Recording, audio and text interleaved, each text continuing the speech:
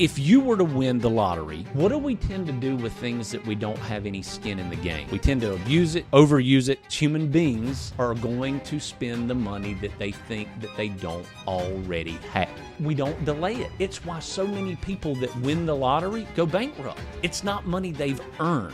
These are real people with real problems, and life is eventually going to happen to these people. I don't want them to have to worry about something as stupid as money when those life moments hit. I don't get the same vibe from other financial advisors in the sense of it's like, oh, literally money is everything. Whereas your approach to it is talking about how dumb money is at the end of the day and how ridiculous it is that you have to worry about it or think about it. In my profession, people will ask, what do you do professionally? And I say I'm a professional listener. So my role is not necessarily to navigate somebody away or into something. Money is finite and it's just a tool. So we have to understand whatever you value, my role is let's maximize that.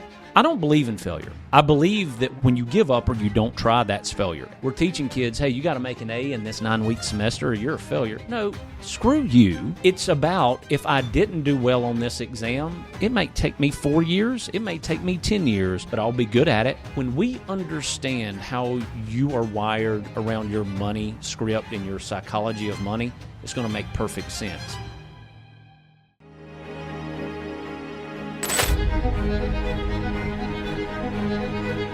So you've done a number of done podcasts. Yeah, I mean, okay. I have. Yeah, you've been teaching for a while. Yeah, and so this is like second nature to you. Pretty much. This is like nothing. It's just having a conversation. Yeah. At the end of the day, I mean, that's really what it boils down to. Well, it's a conversation with another client as well. Yes, potential client in the future. There you go. So I mean, the mindset is pretty much just let's have an open conversation.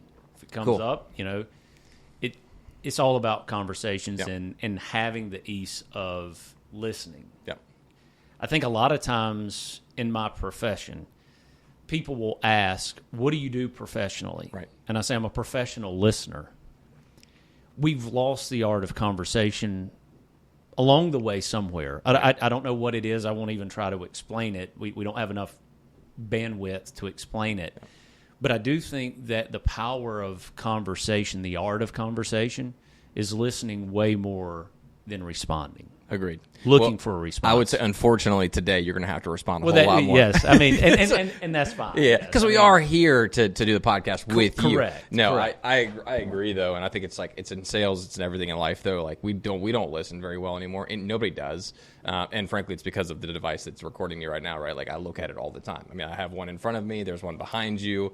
It is kind of impressive though to live in a world though of all these devices and all this technology and still be able to listen and potentially like actually understand what somebody's trying to get across, even though we have all this stuff in front of us and around us. I know it's not at all really what the podcast is about necessarily, but it also fully encompasses what the podcast is about and what you're accomplishing as obviously, you know, a financial advisor as well. I couldn't agree more. And, you know, I always tell people just because you're making noise doesn't mean you're playing music. It's true. It's true. And I think a lot of times silence makes a lot of people uncomfortable, but a lot of times learning and being able to position yourself valuable, and we'll kind of talk a little bit more about it as we define certain things, but I really feel like one of my favorite quotes of all time is from Albert Einstein, and it said, strive to be a person of value. And I really think that's our life goal and our purpose and our mission in life. Right. If we strive to be a person of value, then no matter what we choose to do, we're going to increase our wealth because we're going to be connected in our social circles better. Right. We're going to be connected to our physical, our mental health better. And then ultimately that's just going to align at some point financially because we can be more intentional. But that comes from being silent, being grounded, and listening, not just to others, but to yourself. So I think getting back into a level of it's okay for silence. Yeah. It's okay not to have an immediate response. That's where you're going to learn and grow the most. Seems like our politicians could learn that the best. They don't get paid to listen that well. They just don't. Right. They don't get reelected if they just listen. Like they don't. So I mean, they have to make a bunch of noise. Yeah. So I mean, no. It is funny, and I mean, we won't go down that road. But are you sure we can't go down that road? We can go down that road. We absolutely can. But it's going to be a bumpy ride. Yeah. But yes, I do think that a lot of our representatives could use a lesson in just listening better. Right. Agreed. I want to just with your experience, with your background, with your past, let's just start there before we talk about the Well-Advised kind of come up and the creation of the Well-Advised podcast, which you'll be launching and starting here soon. And I want to spend a good amount of time talking about why you are going in that direction now and why you're starting to present this content and this information and why you see it as being valuable, especially this time. But where'd you come from? What's your startup come up story? Why are you where you're at right now? And also, as a follow-up to that, what do you see as value? Because you already mentioned that, so I have to ask that question at some point. So where did I come from? I think that's a big philosophical question that we would be here all day. But the reality of it is we're still trying to determine 23andMe. My dad's not happy about it. We think it's from the UPS man. That's why we always got FedEx to the house.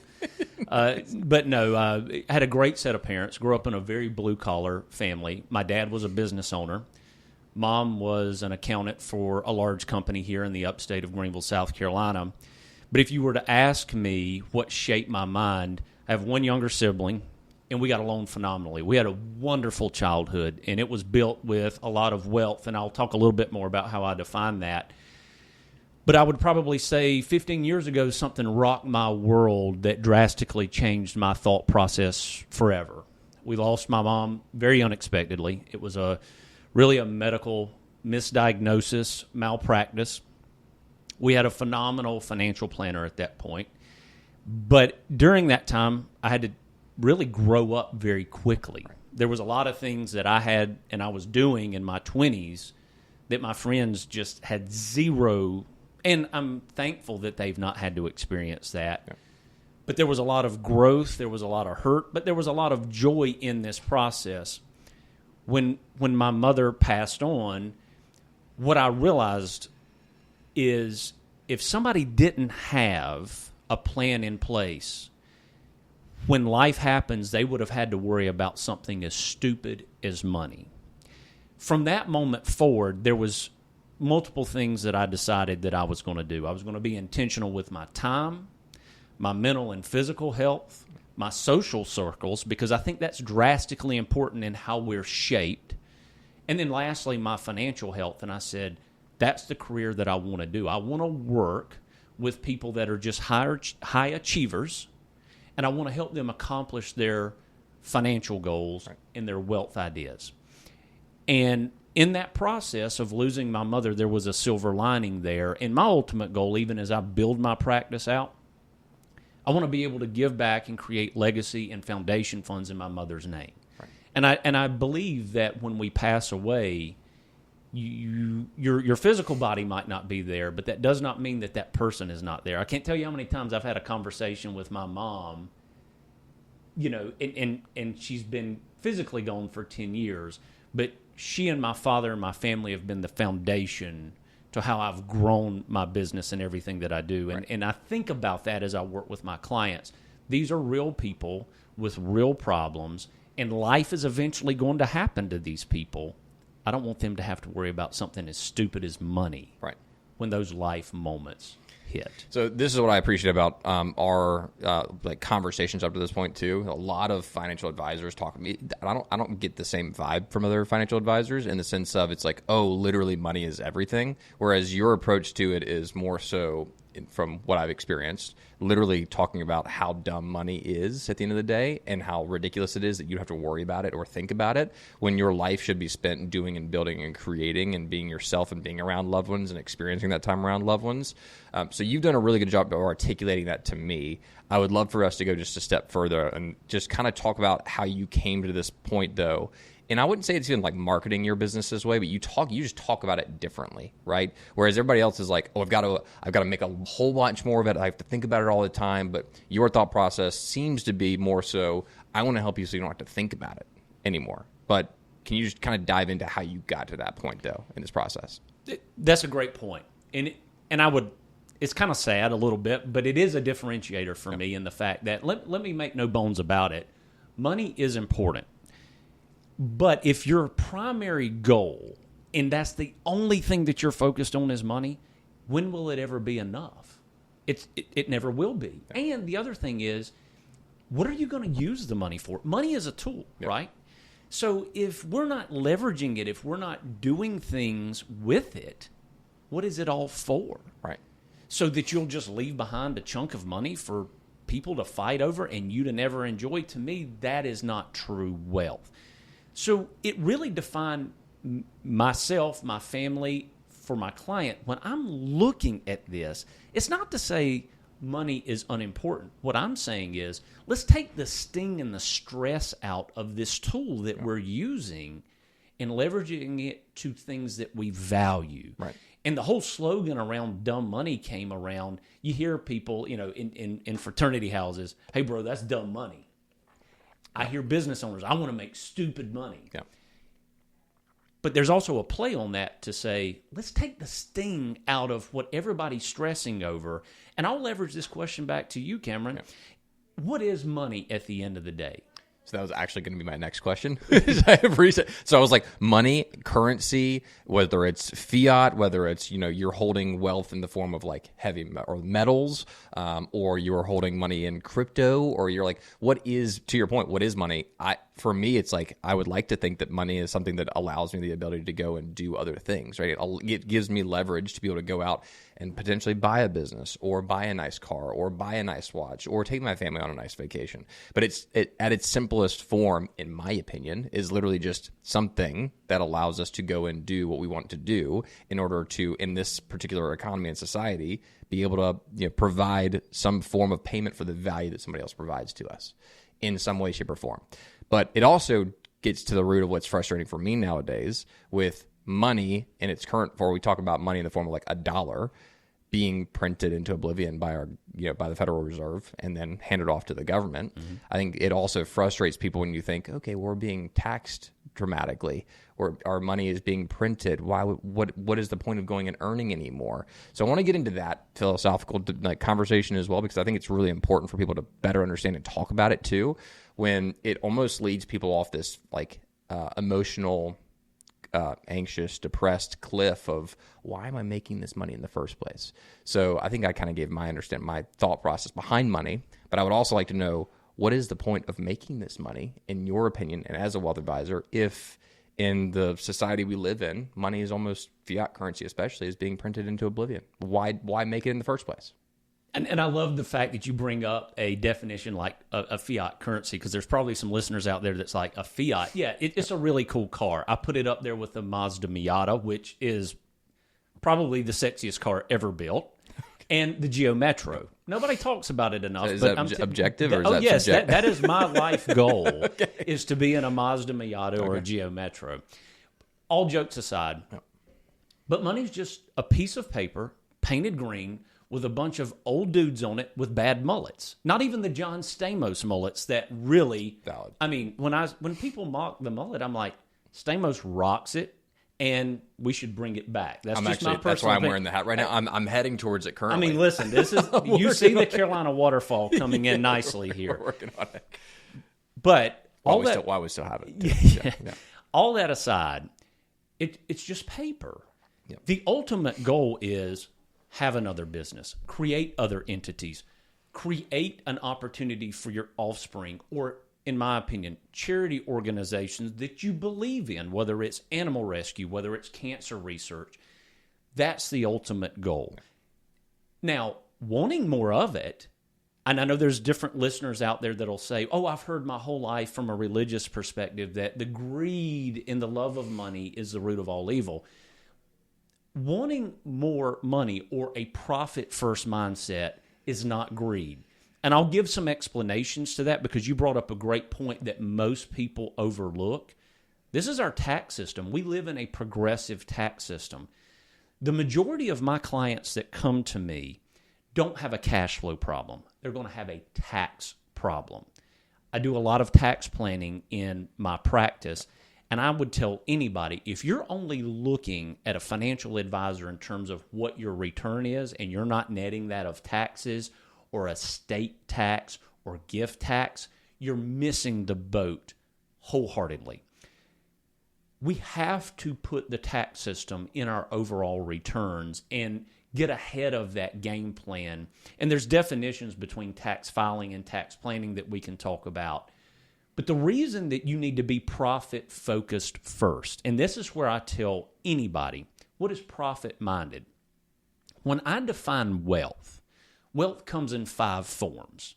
It comes in, first and foremost, your time. Time's the most valuable asset that you have. It comes in your physical health, your mental health, social health, and lastly, financial.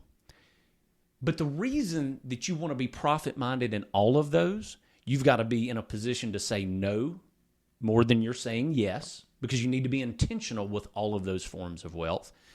But secondly, you need to create more top-line revenue because everybody's getting their hands on the bottom half of that, especially Uncle Sam when it comes to the financial aspect of this. So taxes play a big portion of it, and I'll leverage it to you like this.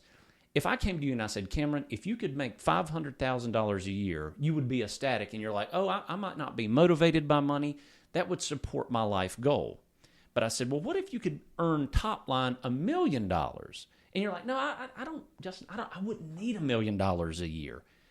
This is what you're overlooking.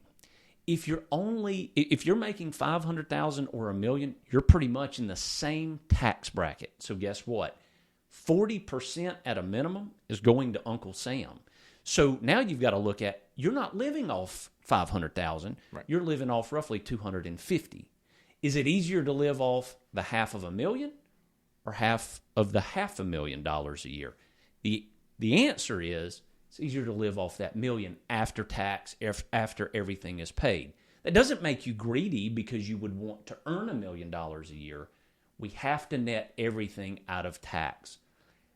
Because most people don't look at this, and we call this in our industry the money illusion. And it sounds like, oh my gosh, that's what David Copperfield or some dirty magician's doing in Vegas to turn some money. The money illusion just means we only look at the top line number, our rate of return. We're not netting it of tax. We have to be aware of what we're making and earning of taxation.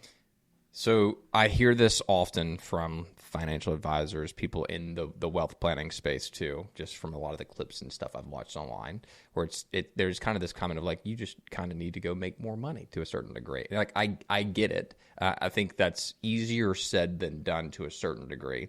However, with the right person behind you and supporting you, you no longer have to think about the taxes. You no longer have to think about as much, right? You don't have to think about being greedy. It's just literally like, hey, we're going to go build this business to make more money, so I don't have to be as greedy at the end of the day, and I can allow my money to work for me instead of against me, and I can also focus on bringing more value and providing more value. I think there is something to be said about, like, I spend a lot of time thinking about how can I avoid this, or how can I not pay this, or how can I not do this, whereas if we really just focused on, once again, easier said than done, providing more value and making more money, and allowed the professional to support us in the other stuff, we wouldn't have to focus on it as much. It would be a lot easier at the end of the day. So how do you, I guess, help a client make that mental shift and be like, oh, just go make $1 million instead of $500,000, instead of just saying, oh, make more money because it's easy?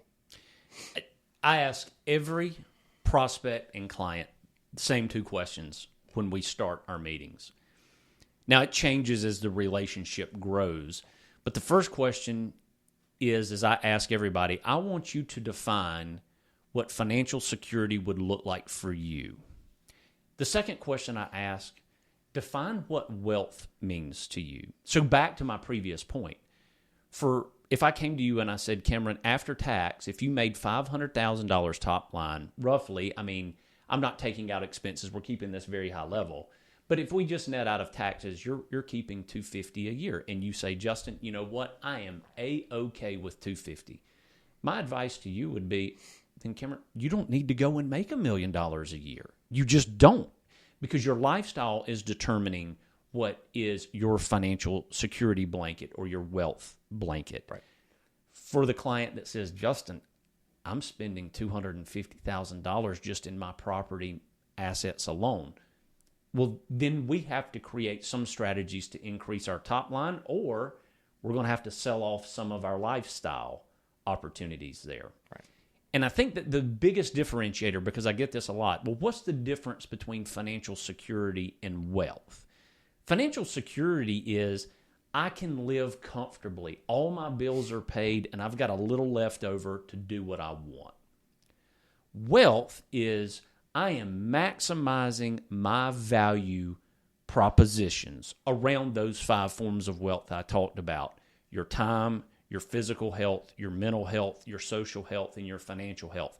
Those are being maximized, and you're not worried in the least about money. Right. But you bring up a good point. How do you get to that point? Because we all have some worries around it, and life changes. The more money that you earn, I think this is the biggest thing people don't understand. They just assume if I earn more money, all my problems go away. You're going to be the same person. And the same problem. But your problems are going to be maximized. They're going to be a different set of problems. There are problems of not having cash flow, of how do I keep my electric bill on? How do I afford food? Those are pretty harsh problems to work through. But when you earn a great living, the problem is, how do I keep money in my back pocket, and how do I distribute it to the things that I want to be distributed to, that profit first, that wealth mindset, versus taxes getting a hold of it first. Right. And you can say, well, the second problem doesn't seem that big. It gets very complicated. Our tax system is a very complicated system intentionally. Right. But the great news about it is, if you're working with somebody while you're on vacation or you're doing things you want to do, you don't have to be at a computer number crunching worried about it. Right. You can leverage an expert that has the confidence, the team, the staff, the systems, the approach to be able to maximize your value systems. So when you do retire, or you get to a point where you're tired of the rat race, as they say, you can just go and live your best version of you.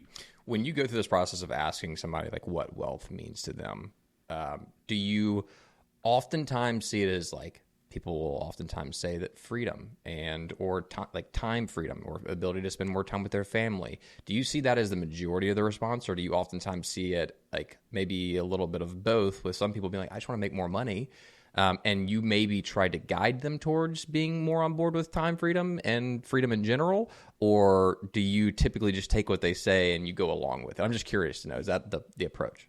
The reality of it is everybody's wired differently. Yeah. So there's no right or wrong. How you're wired, and if somebody comes to me and says, Justin, I just want all designer clothes and I love to travel. But are you trying to help them to gear away from that, is my question? Or No. It's not what you're saying is it's not your job to decide? That's not my job to decide. If that is what they value, and let's not hide behind it. Yeah. Like, there's nothing wrong with somebody saying, I'm bougie. I think that might be a rap song, but I don't know. It's used in a lot of rap songs. Correct. It's a great word, though. I'm bougie and I'm not afraid of it. Okay. Let's maximize your bouginess, if that's even a word. Hashtag Max Bougie. Max Bougie. Yeah. Which would be a great baseball player's name. Max Bougie Max would be Bougie. a hell of a baseball and name. then that would be a great lead-up song. He's got to drive a Ferrari, though. He has to. Or Or a Mazda Miata. Well, and that's true. They have the same true. engines. You're right. But if somebody's not wired that way, I'm not, personally. I'm just not. You and I have had these conversations before. Time is my biggest wealth piece that I value. Yeah.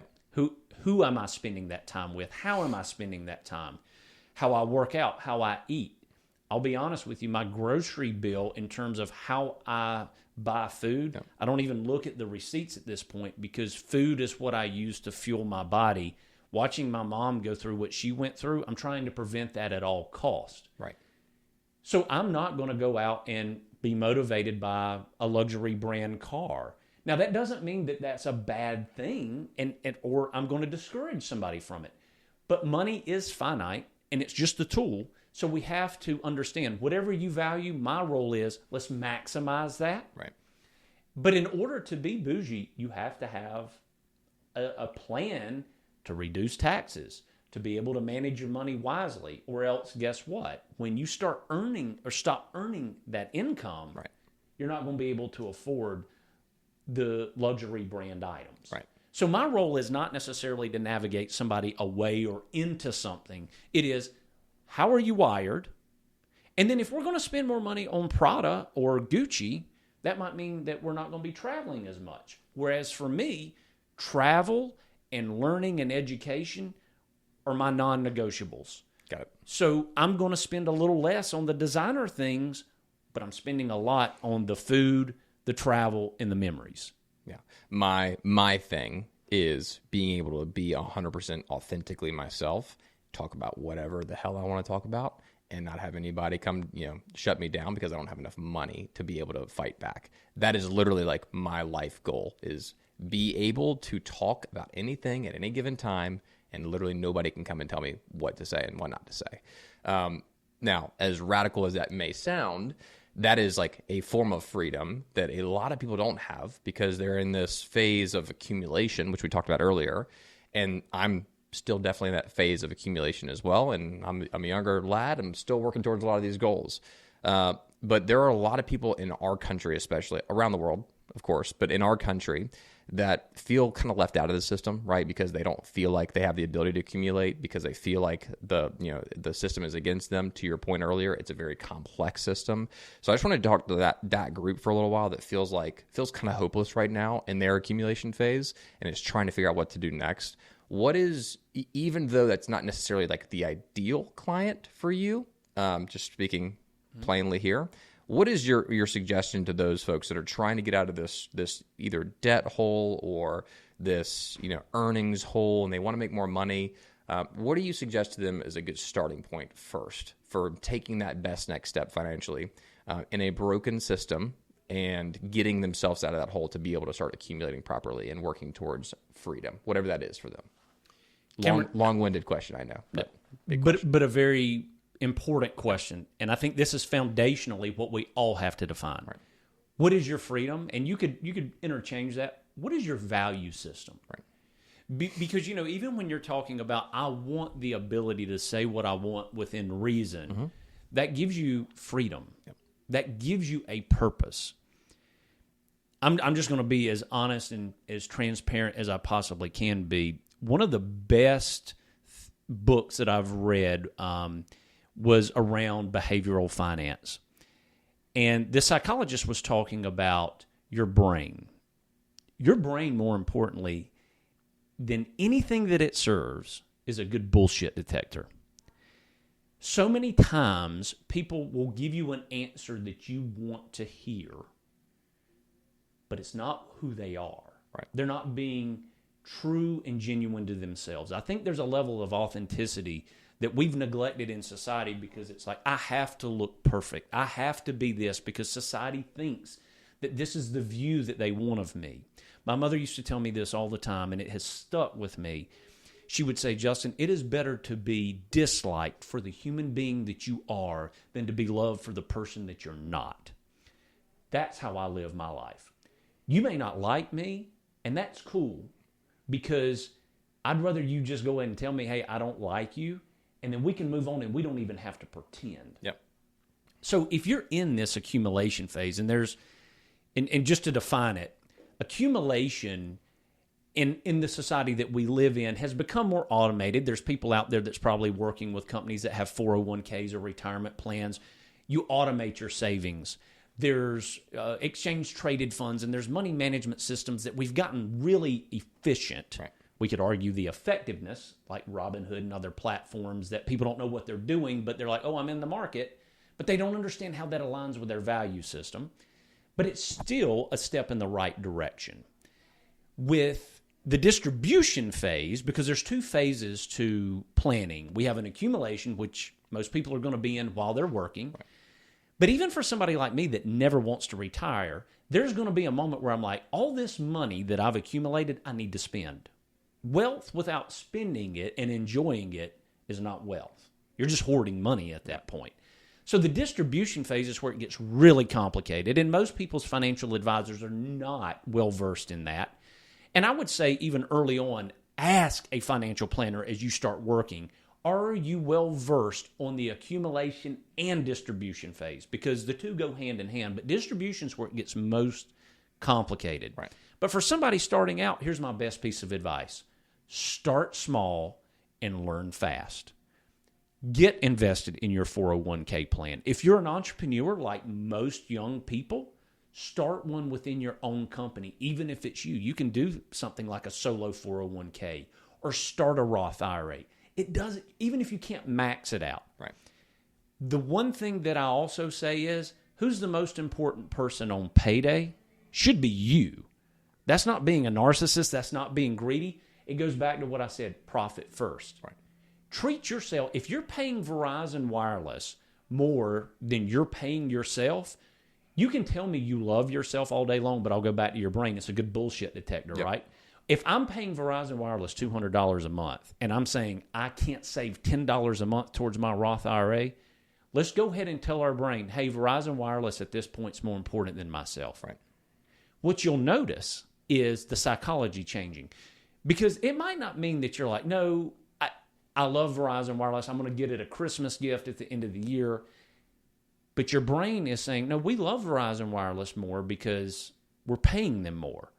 Once you come to that conclusion and you say, okay, how do I change this relationship?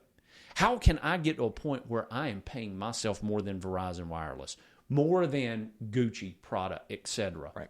That's true wealth, because now you've maximized your profitability. You've prioritized yourself on the balance sheet to be numero uno. Right. And you didn't know I was well-versed in Spanish either, but I do speak multi-language, Spanish, English, and Southern.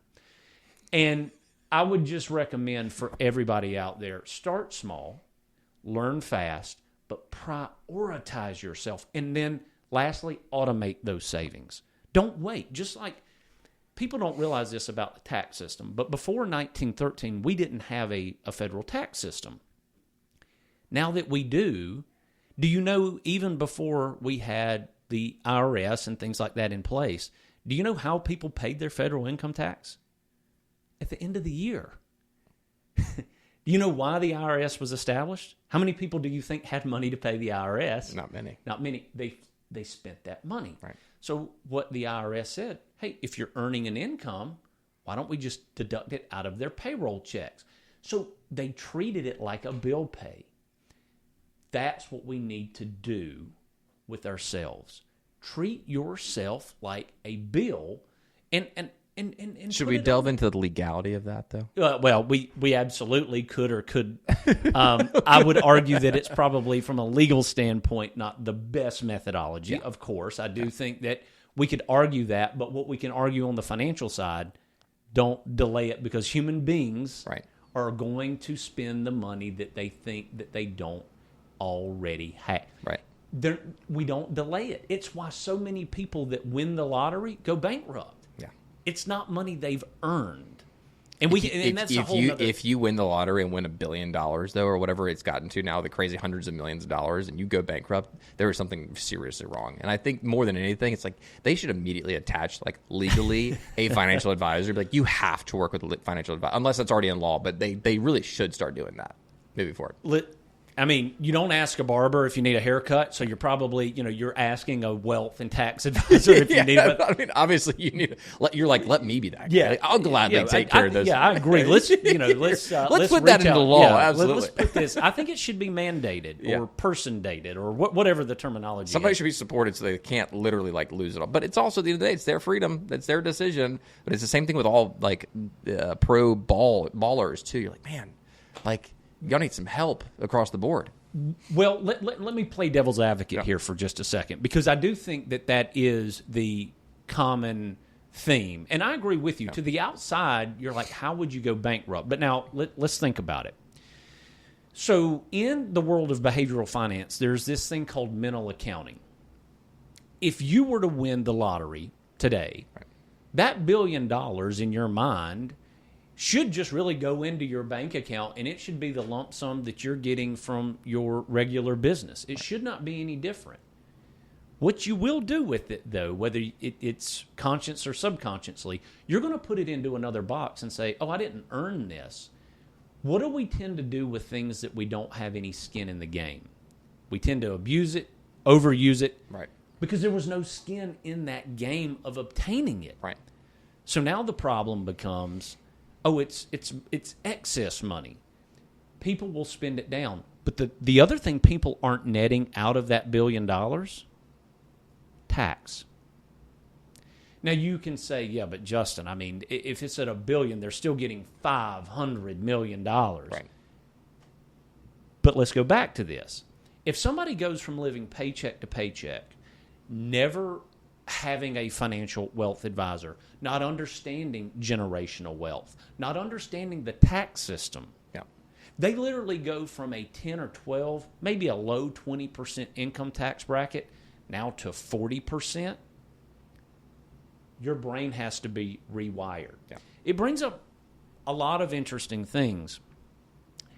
Don't quote me on the data for this, but right now, the average person retiring, now this isn't the outliers that most of us work with, but the mass population, 3 years away from retirement, most people have less than $150,000 in their 401k in retirement accounts.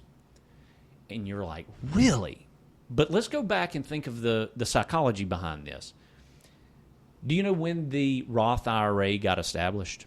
I want to say like the 60s, 70s, 80s. It would have been nice. The late 90s. Okay. And it was, as you can imagine, going back into politicians, Mr. Roth. So that's coming up right around 30 years. Yep. That's not even a blink of an eye on the time history of our working history. Right. And then you go back, okay, well, when did the 401k get established? We're talking in the 70s. We've not had enough time because before that, let's think of what traditional retirement looked like. You had pension plans, Right. and you had family farms that people supported. That's gone away in a very short amount of time. Our brains have not adapted to understanding saving for that rainy day because we had pensions, Social Security, all these things to keep us up, and our brains have not transitioned into, I own this 401k. I need to save. It's up to me. It's my responsibility. So I understand where you're coming from. I understand to the outside, but I'll give you a prime example to this. Before I was running my own business, I worked for a bank out of North Carolina, and we were doing a lot of presentations around wealth, helping student athletes with NIL. There was a gentleman there that signed a lucrative deal, and he came and we were having a conversation, and he said, Justin, I am scared to death about having a lot of money. And he said, all of my friends are telling me that I'm crazy. And I looked at him and I said, when we understand how you are wired around your money script and your psychology of money, it's going to make perfect sense. This gentleman laid out the scenario. He came from a one household, one parent family. And this particular guardian of him told him that everybody that had money either screwed somebody or did something evil to have it. Yep. So I'm saying, this makes perfect sense. Yep. In this gentleman's mind, the moment he has money, he's trying to get rid of it because he's thinking, I'm a horrible person. So I had to flip the switch. After listening, I asked a very simple question. Are there bad people that don't have any money? And he said, yeah, a lot. I said, are there people that do good things with their money that have a lot of money and give to charities? I said, so it's not the money, it's the person. Right. And that's where you kind of learn to walk through it. But here's the thing, going back into what you said, do I steer or navigate? Now that I know this person's terrified of having money, we have to take the sting out of money. We have to talk about how dumb it is. It's just a tool. What do you value? How can we give to charity, but it's okay to set up for your retirement? Right. And defining what wealth means to this individual. It's fascinating to me, but the majority of my job is not talking about financial markets. I mean, I do a lot of that. Yes, we talk about a lot of financial assets. The majority of it is I'm a professional listener, and I feel like Dr. Phil. I probably sound like him, but it is. It's literally talking people through how are they wired, how can we structure a plan around their wiring, so we're not just trying to reroute all of this hardwire, because here's the reality. You are who you are. We've got to set up boundaries to help you live in a healthy environment around those boundaries. I love it. There are going to be plenty of conversations in the future between the two of us about finances, wealth, value, life, purpose, etc. I'm very excited about those conversations.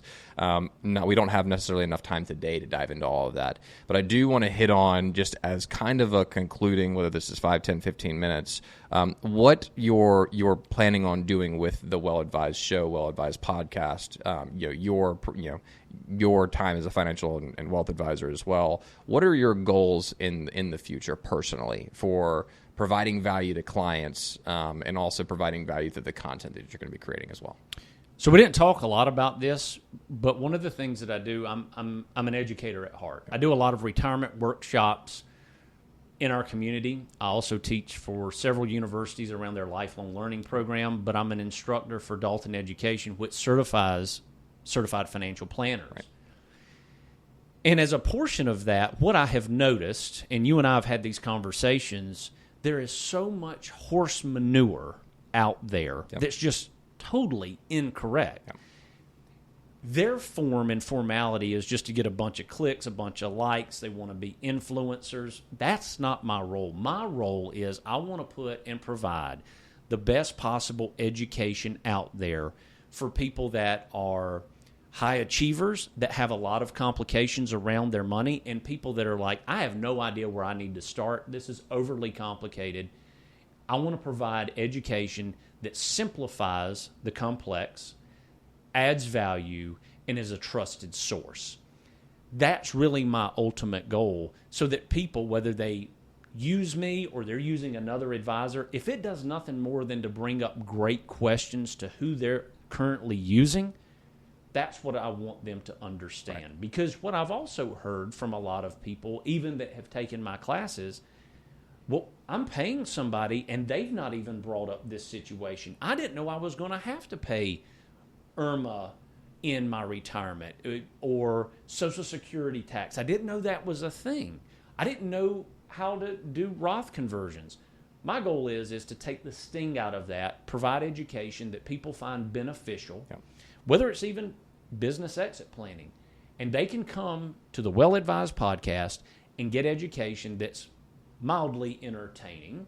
And I'm going to have my sense of humor on it. I'm going to bring my personality to it, because let's cut the brass tacks out of it and take the sting out of this. Most financial podcasts, financial planners and advisors are boring as shit. Thank you. And my apologies to you said it. I appreciate it. And any my apologies to any manure out there, because manure at least grows grass. Yeah. I don't think financial advisors could even do that in a lot of cases. And that's not a knock. I mean, we all have our personalities, but I do think it needs to have a sense of authenticity. Yeah. You know, you hear my accent. A lot of people will say, you have an accent. I never knew I had one. In my head, I sound like James Earl Jones. I thought it was the microphone or Apple products. Wrote several emails, and they're like, buddy, I think you need to take that up with your mother. Maybe Larry the Cable Guy is my father. I don't know. But I don't know if it's that bad or not. But even Larry the Cable Guy was not being authentic, because he in and of himself was being dramatic with his accent. So it's not actually an authentic accent. No, it's not. And that leads us. That could go to another saddest day of my life when I realized that. I was like, what? So he actually got his start in Florida. That's a whole other thing, because I love stand-up comedy, and we'll go back into that. So bringing a sense of comedy to this podcast.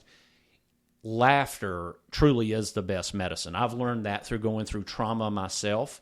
If you can't learn to laugh at yourself, if you can't have a good time while you're learning things, if somebody can't come to the podcast and be mildly entertained, the finance is going to bore them. Yep. It just is.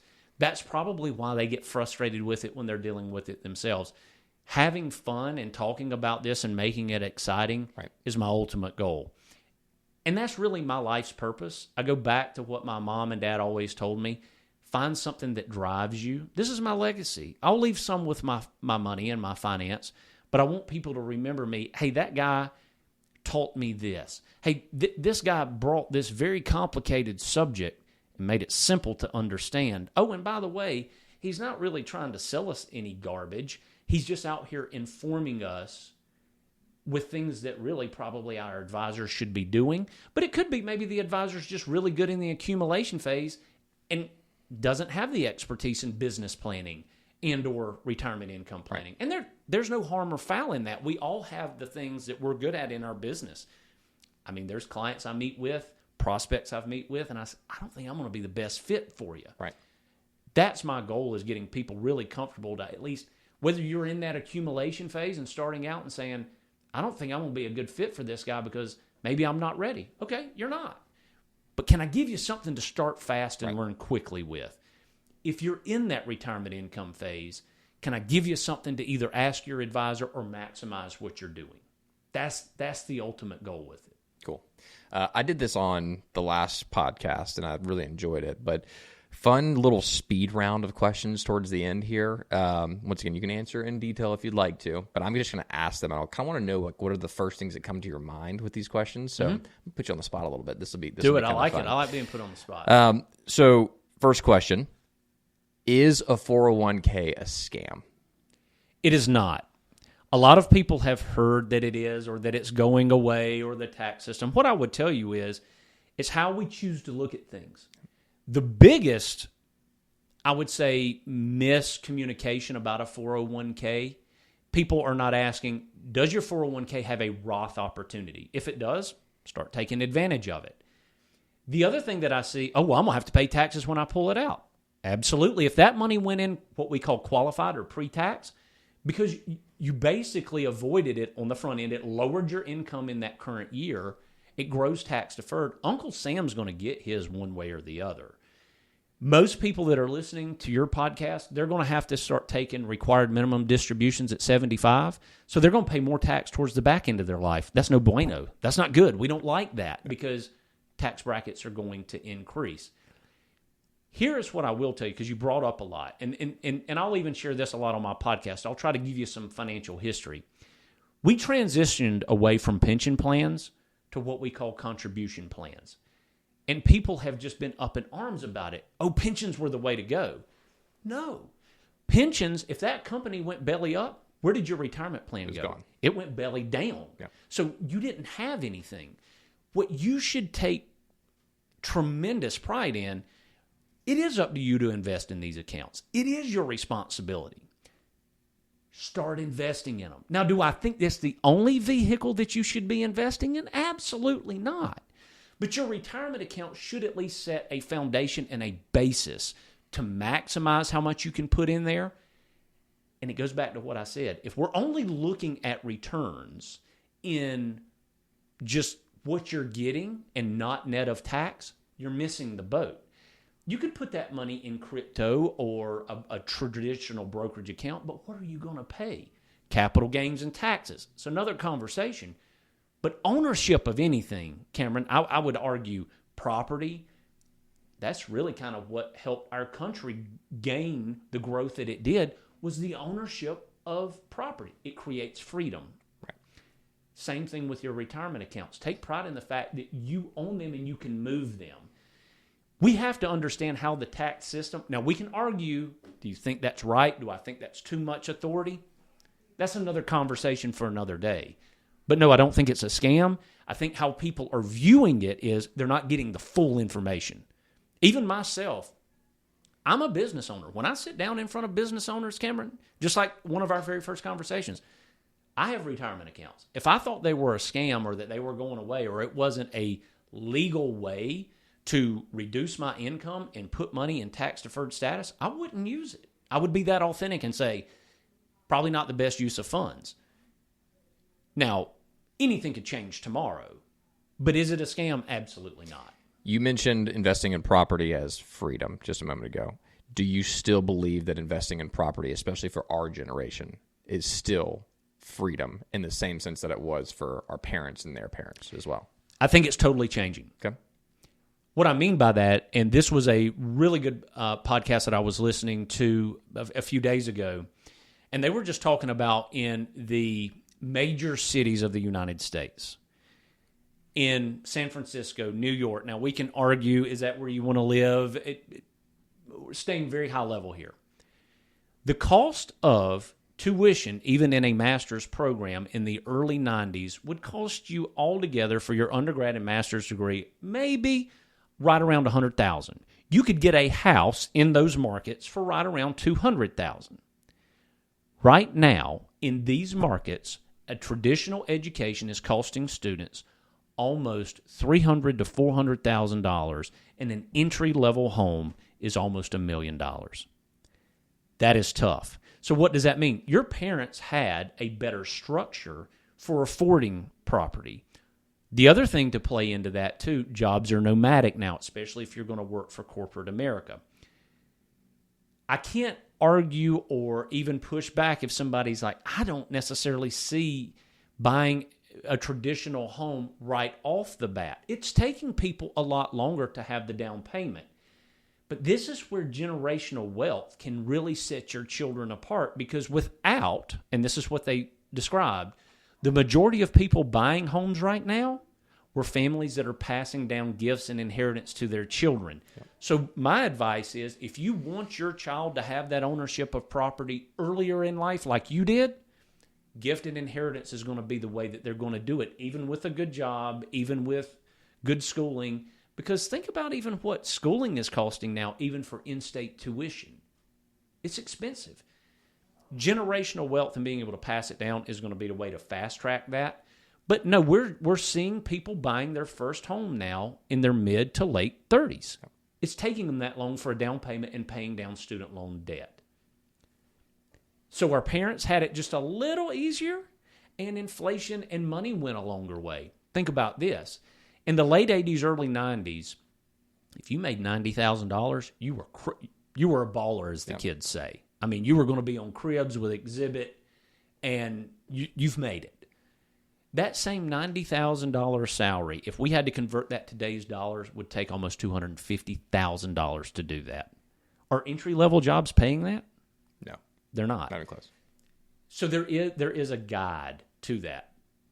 I think we just need to be self-aware that having generational wealth is not a bad thing. And I'm also not saying leave all of your wealth to your children. You need to spend it and enjoy it and have fun. But gifting your children's gift in a tax-efficient manner can be a way to really spread wealth generationally and land ownership for families and generations to come. There are going to be certain people that are listening to this podcast that are absolutely pissed off with the way that we talk about money, in the sense of like, oh, like it just is what it is. It's just money, right? However, their situation is very different because they've got a lot of hardships that they're currently facing. They don't come from a lot of money. They're not making a lot of money right now. I go back to this mindset shift conversation earlier of how do we address that population in our country right now? How do we talk to those folks in a positive manner that help us kind of lift them out of that financial cage that they're in, where literally talking about money just makes them angry all the time? It's one of the things that if I had something that could erase everybody's problem for being middle class, or even, and you could argue that even with the tax brackets now, the middle class there's a further spread between the elite wealth and the lower tier. Absolutely. One of the hardest jobs in America right now is living in poverty. And the one thing that I would say that is encouraging, even though we're a young country, we're still figuring things out, there is opportunity and economic opportunity. We have to be very careful how we are positioning ourselves, comparing ourselves to others. And I'm going to butcher the quote, but its comparison is the thief of happiness. Something along those lines. There's so much false pretense right now in social media, in other areas of life. And I'll be honest with you, I went to Furman University. A lot of trust fund kids there. Yeah. I was not raised with a silver spoon in my mouth, but I'm going to tell you what, I'm glad that I wasn't. So from a personal standpoint, what happened to me is my income ability did not happen overnight. But some of the things that I did early on was, number one, starting small and learning fast. Anything that I could pick up around the tax system, creating businesses. I worked 2 jobs at one point in my 20s so that I could have side income and only lived off one. Not ideal. You could say, man, that was a tough sacrifice. But what I would tell people, if you don't have that silver spoon, that is not your Achilles heel. That can be your superpower. but it's how you choose to change your mindset, and either you're going to stay in mediocrity or you're going to choose to rise above it. So I'll just give you a business plan of my own. It took me about 6 years to run a practice to where I got it feeling like it was my own business. There were many years I was driving, and still have the car. It's a 2014 Honda Accord.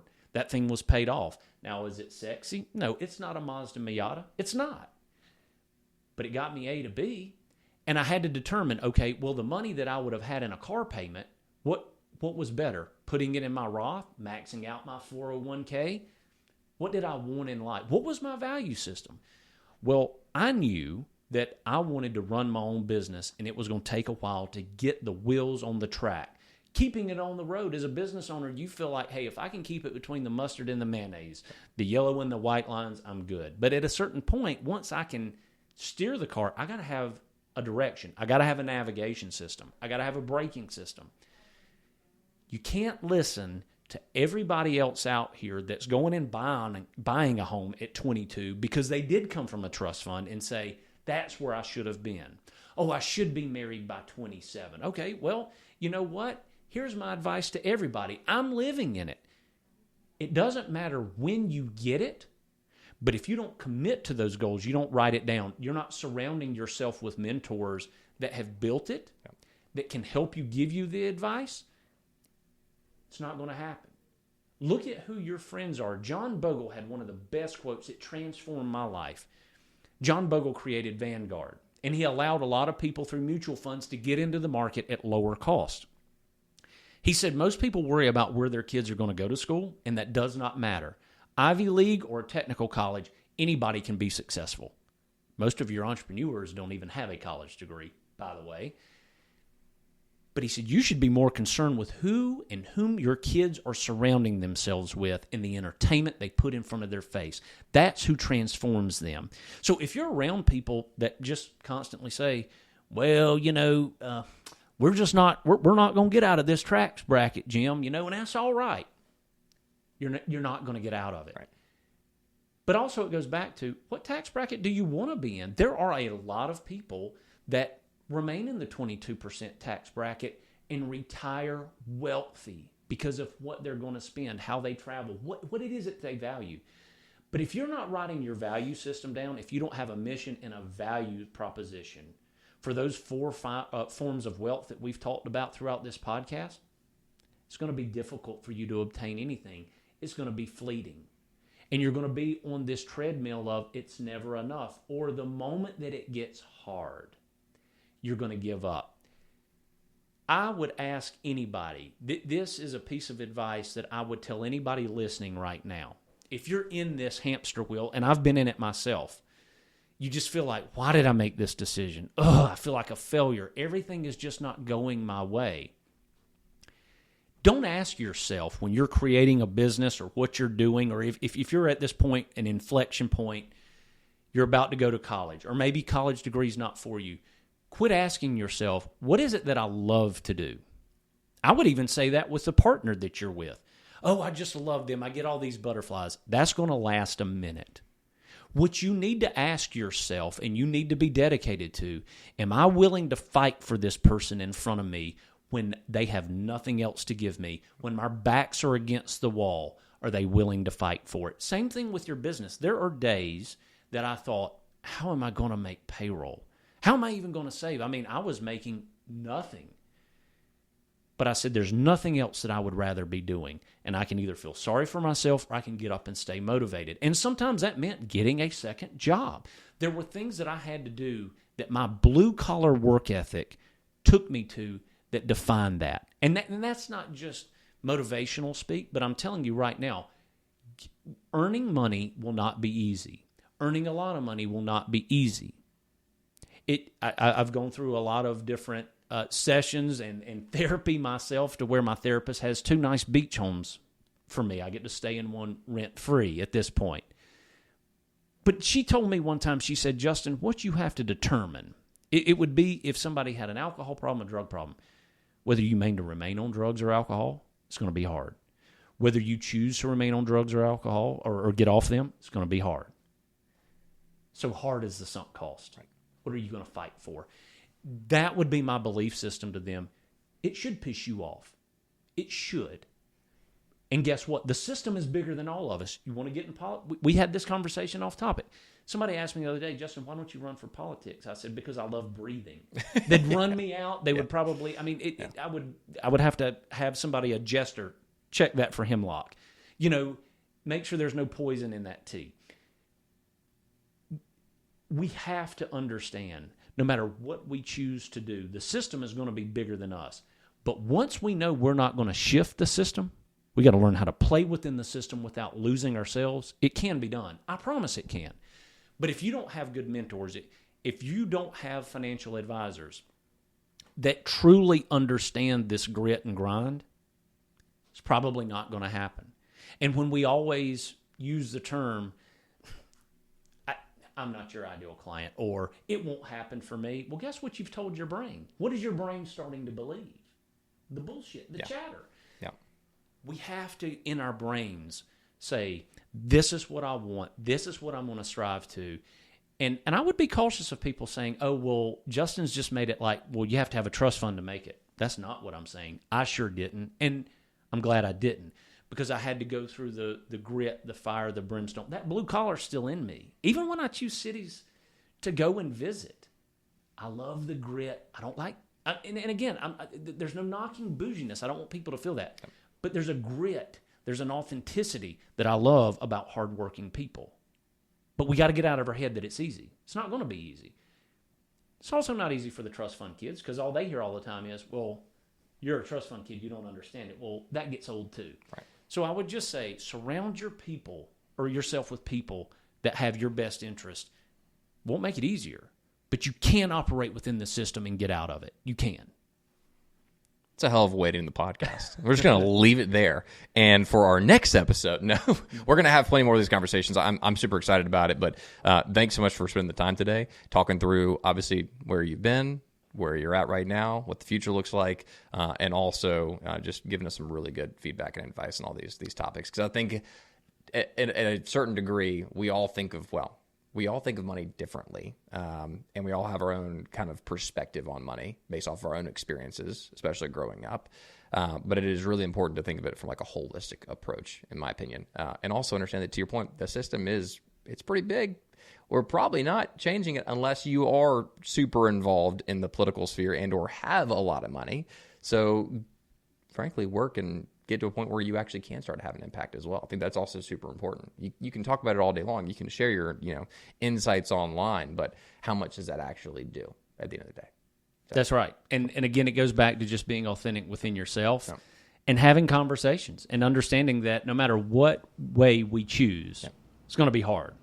But with the right people, the right culture, the right mindset, I don't want to sound like we're on Reading Rainbow or we need to put this in a Hallmark card, because, listen, it's not. It's hard as hell. I mean, there are days, even as a man, that you want to cry sometimes, and you're like, I don't know. So you don't actually cry? I cry from time to time. I do, but I just recycle the tears. So you don't. I've been crying the whole episode. You haven't been crying with me the whole time. But to that point, it is having a grit and an authenticity to yourself is going to be key to it. How long it takes, nobody knows.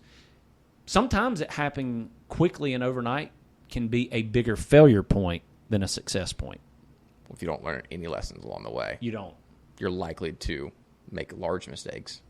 Which is also just, I said we're concluding this episode like twice now, but we're not concluding this episode because I think one point to make here is that through like the failures that I've had personally, I've learned so much from those failures. And you think about it, if I had hundreds of millions of dollars and I had made the same failures, I would probably be a miserable wreck right now, losing 90% of that on trades or business ventures, etc. You'd be like, I can't believe I didn't learn that lesson earlier. With now the tons of money I had, I've now lost it all because I bet it all on one particular business and it didn't work out. So it's good to have those experiences early on as well. I don't even choose, and when I use the slogan "Start small and learn fast," it's a deviation of start small and fail fast. I don't believe in failure. I believe that when you give up or you don't try, that's failure. As I said, I love stand-up comedy. I still do some of it. I write a lot, and it's because there's no more pure form of art that if you fail, it is like falling flat on your face, and there is no first aid kit around. Nobody's going to save you. Yeah. We need to get to a point in society where we're educating our children. That's why I think the education system is flawed. We're teaching kids, hey, you got to make an A in this 9-week semester or you're a failure. No, screw you. It's about if I didn't do well on this exam or this subject, it may take me 4 years, it may take me 10 years, but I won't ever be a master of it, right. But I'll be good at it. I'll be proficient at it. We're teaching people, oh, well, if it makes you feel uncomfortable, don't do it. Absolutely not. Bullshit, yeah. Be comfortable with the uncomfortable. And I'll get extremely vulnerable, and we can end on this. I think with a lot of advisors and why a lot of people struggle talking with us, and I've talked about it, we're boring as shit. But then the second thing is people think that we're perfect. It's almost like going in, and I'm not bringing in people's religion, but if you're Catholic, you go in confession. If you're a Southern Baptist, you just keep backsliding so much you're doing the moonwalk with Michael Jackson at that point. But what I tell people is that we're not perfect. And as I mentioned those 5 forms of wealth, even for me, there was a point in time in my life where I didn't view physical health as a priority. And I used to tell people all the time, I can sleep when I'm dead. Well, guess what? If I'd have kept that mindset up, that was going to come a lot sooner than I wanted it to. Yeah. After losing my mom, that changed my mindset on, and again, I know in our industry I always say, I don't know who drinks more, lawyers or finance people. But for me, I don't drink anymore. I don't drink any less either. Bad joke. But truly, I don't drink alcohol. No. Now, I might have an occasional beer or non-alcoholic beer every once in a while. And when people ask, I'm going to be authentic about it. If I start letting my physical health go, I start not valuing my mental health. My mental health goes, guess what? My social circle goes. My social circle goes, my financial health goes, because I'm just going to start spending money on things that aren't valuable to me. Right. Now, does that mean that I think because people do enjoy drinking or they go out and they drink or they're wine or foodies or whatever that I think they're horrible people? Absolutely not. Go and maximize that. I'm just saying for me, this keeps me, that discipline at the table sets my sleep patterns up, my business patterns up, and it's just not valuable to me. Right. So if I did enjoy it, I wouldn't change that. Could I see there have been a problem going on if I continue? Yeah, absolutely. Not just with alcohol, but just with food in general. And it goes into working on yourself. Why are you drinking? Well, a lot of times it wasn't how much, or when you start drinking, it is, I had a good day, drink. It's Arbor Day, have a drink. It's President's Day. Yeah, I like George Washington. He didn't lie about the cherry tree. Let's have a drink. Okay, well, at a certain point, is it adding or taking away value? And when you start really viewing your life in the 5 forms of wealth, you're not reducing what you value. You're maximizing it. But it all comes from, am I putting myself profit first, and how much do I value myself? Advisors are not perfect. I've made mistakes financially, personally, professionally, and I share that with clients. I'm going to be an open book. It's the only way that I know how to be. Right. Well, Justin, thanks so much for the time Thanks today. for having me. It was Look awesome. forward to having you back on in the future as well. Keep it going. Yeah, absolutely.